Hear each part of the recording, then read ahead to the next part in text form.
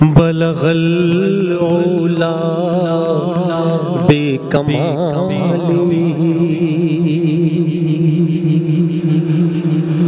کشف تجا بجمالی حسن جمیع خصالی صلوا علیہ الحمدللہ۔ رمضان المبارک کا مہینہ اللہ نے ہمیں عطا فرمایا، اس میں ہم نے روزے رکھے۔ اب جیسے ہی چاند نظر آئے گا، جیسے تراویح ختم ایسے ہی روزے ہی ختم، لیکن یہ ہماری غلط فہمی ہے۔ رمضان گزرتے ہی تراویح تو ختم ہو جاتی ہے، روزے ختم نہیں ہوتے۔ اتنا فرق پڑتا ہے کہ روزوں کی فرضیت ختم ہو جاتی ہے۔ آپ صلی اللہ علیہ وسلم نے رمضان کے علاوہ بھی سال بھر میں کچھ ایام، کچھ دن ایسے ہیں جن میں روزہ رکھنے کی ترغیب دی ہے، اگرچہ وہ فرض نہیں ہے۔ نہ رکھیں تو کوئی آدمی، کوئی شخص رمضان کے علاوہ پورے سال ایک روزہ بھی نہیں رکھتا تو گناہ نہیں ہے، حرام ناجائز نہیں ہے، لیکن روزے کا ثواب بہت ہے۔ جیسے نفلی نماز میں کچھ نمازیں ہیں جن کی کا بہت ثواب ہے، ایسے ہی نفلی روزوں کا بھی ثواب ہے۔ حدیث میں ہے رسول اللہ صلی اللہ علیہ وسلم نے فرمایا، رمضان کے بعد سب سے افضل ترین روزہ محرم کے مہینے کا روزہ ہے، یعنی 9 اور 10 محرم یا 10 اور 11 محرم۔ تو ہمیں اہتمام کرنا چاہیے کہ 10 محرم کا اور 9 محرم کا ہم روزہ رکھیں۔ اور رمضان کے فوراً بعد جو روزے آتے ہیں وہ شوال کے 6 روزے۔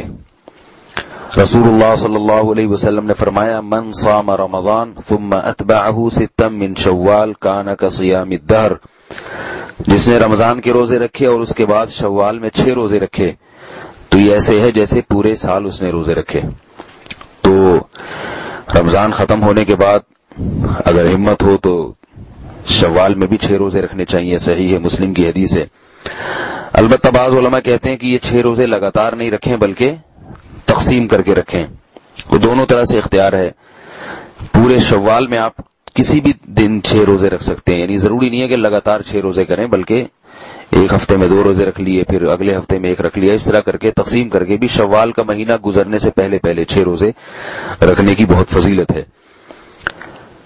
اس کے علاوہ پیر اور جمعرات کو خصوصیت کے ساتھ روزہ رکھنا، اس کی حدیث میں ترغیب وارد ہوئی ہے۔ آپ صلی اللہ علیہ وسلم نے فرمایا کہ پیر اور جمعرات کے دن اعمال اللہ کے ہاں پیش ہوتے ہیں۔ فَأُحِبُّ أَن يُعْرَضَ عَمَلِي وَأَنَا صَائِمٌ، میں چاہتا ہوں کہ میرا عمل جب اللہ کے سامنے پیش ہو تو میں روزے سے ہوں۔ اور اس دن میں آپ صلی اللہ علیہ وسلم کی ولادت بھی ہوئی۔ آپ صلی اللہ علیہ وسلم نے اس لیے بھی اس دن میں روزہ رکھا ہے۔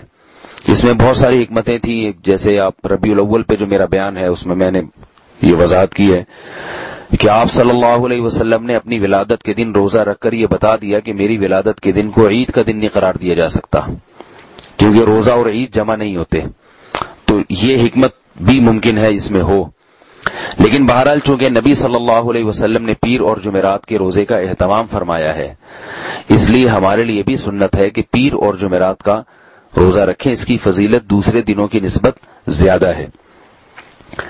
اس کے علاوہ مہینے میں 3 روزے ایام 20 کے، یعنی جب چاند خوب روشن ہوتا ہے، 13، 14 اور 15ویں تاریخ کا چاند، 13ویں کا چاند جب ہو اور اگلے دن 13ویں تاریخ ہو تو 13ویں تاریخ، 14ویں تاریخ اور 15ویں تاریخ، کسی بھی اسلامی مہینے کی 13، 14 اور 15 تاریخ کو 3 روزے جس نے رکھے، حدیث میں آتا ہے رسول اللہ صلی اللہ علیہ وسلم نے فرمایا، صوم 3 ایام من کل شہر صوم الدہر کلہ، متفق علیہ، کہ جس شخص نے ہر مہینے 3 روزے رکھے اسے پورے سال کے روزوں کا ثواب ملے گا۔ علماء نے اس میں حکمت یہ بیان کی ہے، یعنی اس کی وجہ یہ بیان کی ہے کہ ایک نیکی اللہ کے ہاں 10 نیکیوں کے برابر، تو ایک روزہ اللہ کے دربار میں 10 روزوں کے برابر، 3 روزے 30 روزوں کے برابر۔ تو جب ہر مہینے میں 3 روزے ہوں گے تو اس کا مطلب اللہ کے ہاں یہ لکھا جائے گا گویا اس نے پورا مہینہ روزہ رکھا ہے، تو ظاہر ہے جب ہر مہینے 3 روزے تو پورے سال روزوں کے برابر اس کو ثواب دیا جائے گا۔ یہ حدیث میں فضیلت ہے۔ اور اگر کسی سے یہ نہیں ہوتا، مخصوص ایام جیسے پیر اور جمعرات کو رکھنا کسی کے لیے مشکل ہے، کوئی مثال کے طور پر کسی کو اس دن مصروفیت زیادہ ہوتی ہے، یا چھٹی اتوار کو ہوتی ہے تو اتوار کو آسانی ہے، تو کسی بھی دن رکھ لیں، کوئی لازمی نہیں ہے کہ پیر اور جمعرات ہی کی پابندی ہو یا مہینے کے 3 دنوں ہی کی پابندی ہو۔ مقصد یہ ہے کہ ہمارے اعمال میں جیسے فرض نماز کے ساتھ نوافل بھی ہمارے اعمال میں ہوتی ہیں، تو پھر فرض کی کمی کس سے ہوگی؟ نوافل سے پوری ہوگی قیامت کے دن۔ تو ایسے ہی فرض روزہ جو ہے اس کے ساتھ ساتھ انسان کو اپنے اعمال میں، جیسے آج کل کہتے ہیں نا، اسپیئر میں نفلی روزے بھی رکھنے چاہیے۔ جب آپ لمبے سفر پہ جاتے ہیں تو گاڑی میں جتنے ٹائر ہوتے ہیں ساتھ میں ایک اسپیئر میں ٹائر رکھا جاتا ہے، بھئی کچھ بھی ہو سکتا ہے، یہ ٹائر ضائع ہو سکتا ہے، تو راستے میں کوئی اسپیئر ٹائر تو ہو رکھنے کے لیے، اسپیئر پارٹس ضروری اسپیئر پارٹس رکھے جاتے ہیں لمبے سفر میں۔ تو آخرت کا جو اتنا لمبا سفر ہے، اس کے لیے بھی جو آخرت کی ہمیشہ کی زندگی ہے، اس میں صرف فرائض پر اکتفا نہیں کرنا چاہیے، فرض روزوں کے ساتھ ہمارے اعمال میں پورے سال میں کچھ نفلی روزے بھی ہونے چاہیے۔ تو آپ بہتر تو وہ ہے جو آپ صلی اللہ علیہ وسلم نے ایام بتائے ان میں رکھیں، ورنہ جن ایام میں آپ کو سہولت ہو۔ بعض دفعہ ایسا ہوتا ہے کہ آپ کو گرمیوں میں رکھے ہی نہیں جاتے، آپ کہتے ہیں ہم سردیوں میں رکھیں گے، تو آپ سردی میں رکھ لیں، سردی میں تھوڑے زیادہ رکھ لیں تاکہ گرمی کی بھی تلافی ہو جائے، گرمی میں جو روزے نہیں رکھے۔ تو کسی بھی طرح سے ہو، بہتر تو یہ کہ جو ایام بتائے وہ ہیں، نہیں تو آپ کو جیسے ممکن ہو، جیسے آسانی ہو، روزے ہم سب کو کچھ نہ